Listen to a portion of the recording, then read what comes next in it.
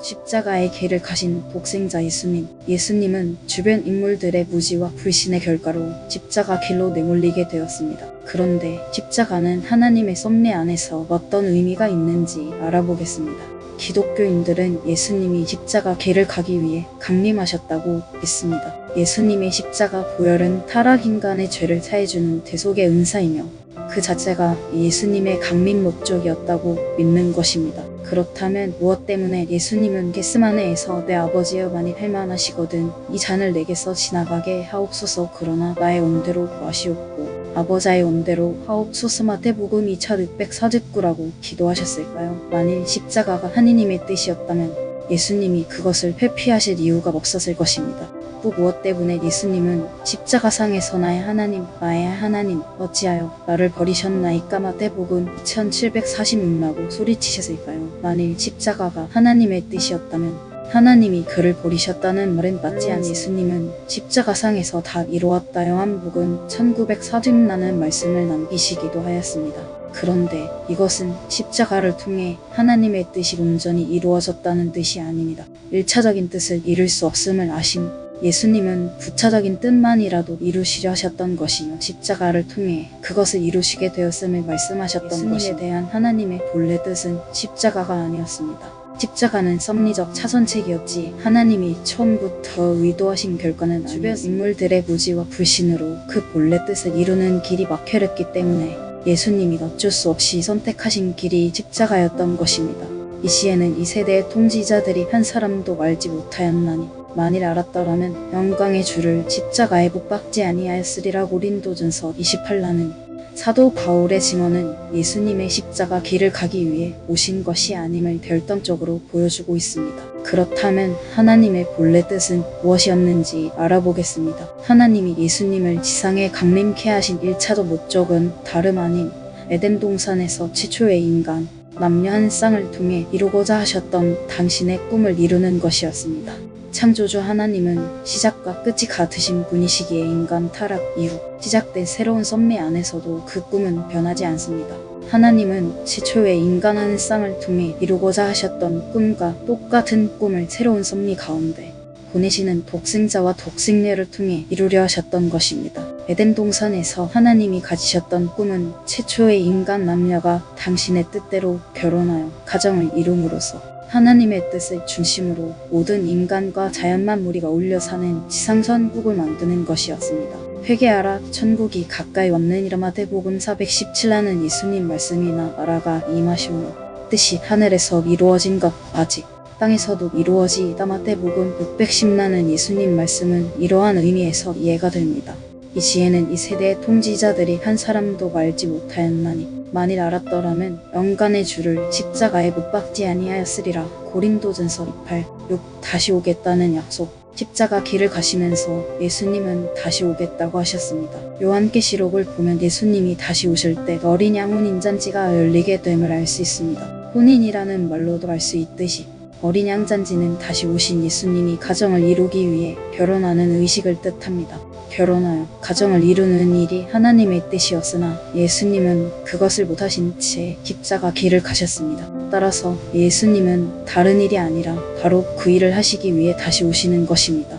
그래서 혼인잔치가 열려야 하는 것입니다. 어린 양 잔치는 혼인잔치이기에 신랑과 신부가 있어야 합니다. 어린 양 혼인잔치의 신랑은 다시 오신 예수님입니다. 그렇다면 신부는 누구인지 알아보겠습니다. 예수님을 잘 믿는 성도들과 교회를 어린 양 잔치의 신부로 생각하는 사람도 많습니다. 신랑 대신 다시 오시는 예수님을 성도들이 신부와 같은 입장에서 진실한 믿음을 가지고 잘 맞이해야 한다고 보기 때문입니다.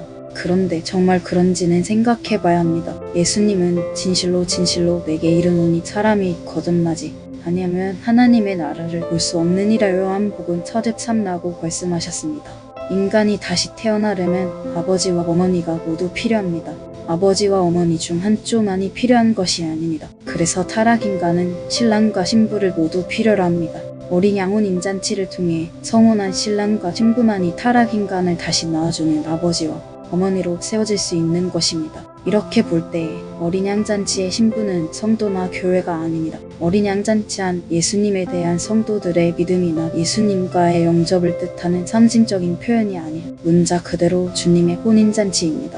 혼인의 주인공은 한 쌍의 남녀여야 하지 한 분의 주님과 다수의 성도들일 수 없습니다. 신랑이 다시 오신 예수님이라면 신부는 하나님이 섭리 역사 가운데서 반드시 탄생시키려 하셨던 당신의 직계달인 독생녀입니다. 하나님은 독생자를 이미 탄생케 하셨지만 독생녀는 아직 탄생시키지 못하셨습니다. 육체로는 죽임을 당하시고 영으로는 살리심을 받으셨으니 베드로전서 318라는 성경 말씀처럼 독생자는 비록 십자가 길을 감으로써 육신을 잃어버렸지만 그렇다고 그가 지상에 탄생할 서집산세까지 성장한 기대마저 사라져버린 것은 아닙니다.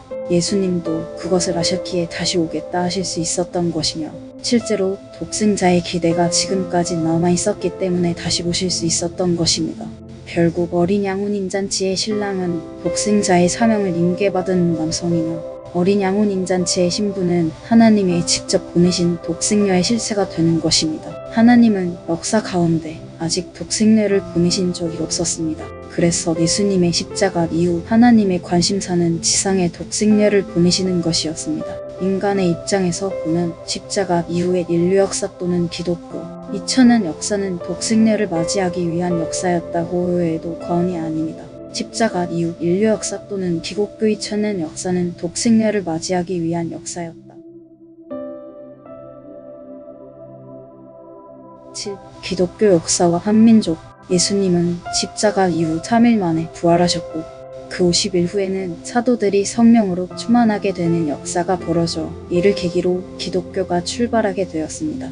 기독교의 2000년 역사는 성령의 역사로 이끌어졌다고 볼 수 있습니다. 초대교회 시절의 기독교는 로마 제국으로부터 심한 박해를 받았음에도 오히려 믿음을 더욱 굳건히 하였습니다. 중세 사회의 기독교는 인간 중심으로 변모하다 보니 다소 길을 헤매게 되었고 이를 바로잡아야 할 필요성에 따라 종교개혁이 일어나게 되었습니다. 종교개혁 운동은 1517년에 마르틴 루터가 45개 조 의견서를 제시하여 면제부 판매를 비판한 것을 도화선 삼아 유럽 전역으로 확산되었습니다.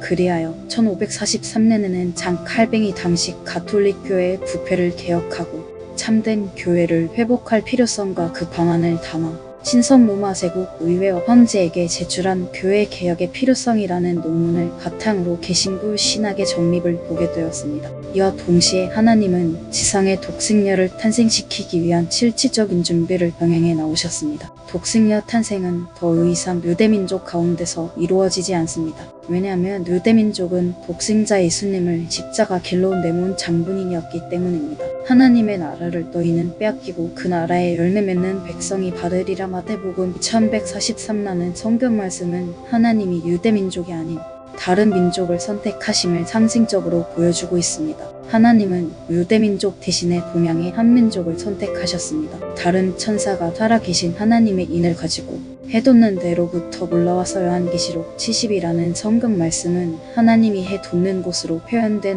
동방에 위치한 어느 한 나라를 선택하셨음을 나타내고 있습니다.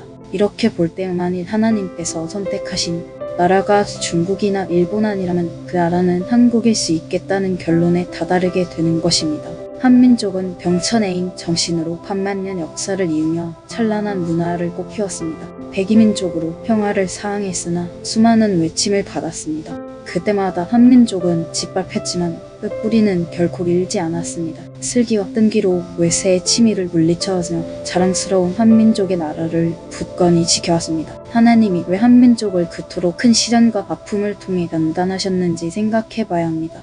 그것은 한민족에게 커다란 사명을 맡기기 위해서였습니다. 8. 독생녀의 강림과 참부모. 하나님이 선택하시고 길러 나오신 한민족 가운데 독생녀가 강림하였습니다. 하나님의 꿈은 독생자와 독생녀를 만나게 하여 가정을 이루도록 하는 것이었습니다. 그런데 독생자는 2000년 전 예수님이시기 때문에 이미 육신이 없습니다. 그래서 다시 오겠다고 하신 것이며 실제로 예수님은 독생녀 강림의 때에 맞춰서 다시 오셨습니다. 다시 오신 예수님과 독생녀가 만나서 결혼하는 날은 하나님의 꿈이 이루어지는 날입니다. 인류의 참부모가 역사상 최초로 지상에 현현하는 날입니다. 본래는 에덴 동산에서 바로 이루어졌어야 했던 일이 마침내 6000년이라는 오랜 시간 끝에 이루어지는 날입니다. 그러나 이처럼 놀라운 소식을 아직도 듣지 못한 사람이 많습니다. 예수님을 잘 믿는 성도들조차 그것을 잘 모르고 있습니다. 참부모의 현현을 통해 하나님의 꿈이 분명 이루어졌습니다. 그런데 또 한편으로 온 인류가 하나님의 진리를 다뤄야 알고 하나님의 혈통에 접붙여질 때까지는 그 꿈이 완벽하게 이루어졌다고 볼 수 없다는 것도 사실입니다. 온 인류가 하나님을 부모로 모신 가운데 한 형제자매가 되는 것이 하나님의 꿈이기 때문입니다. 에덴 동산에서 참부모가 바로 현현했더라면 그런 공의는 필요하지 않았겠지만 지금은 많은 타락인간이 이 지구성에 살고 있기 때문에 그들을 모두 하나님의 자녀로 되돌려 놓아야만 하나님께서 기뻐하실 수 있는 것입니다. 따라서 우리는 하나님 꿈의 진정한 실현을 위해 끊임없이 노력해야 합니다. 하나님의 꿈은 하나님이 6000년 만에 최초 보내신 초림 독생녀에 의해 이루어집니다. 이 부분에 대해 기도해 보시지요.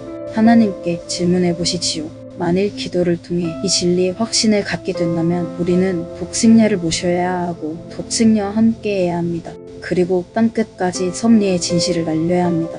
부디 재림 메시아와 독생녀를 만나 하나님의 참다운 자녀가 되는 길로 나아가기를 소원합니다. 다시 오신 독생자 예수님과 초림 독생녀를 통해 하나님을 나의 부모로 모시고 거듭나는 성숙한 신앙인이 되기를 기원합니다.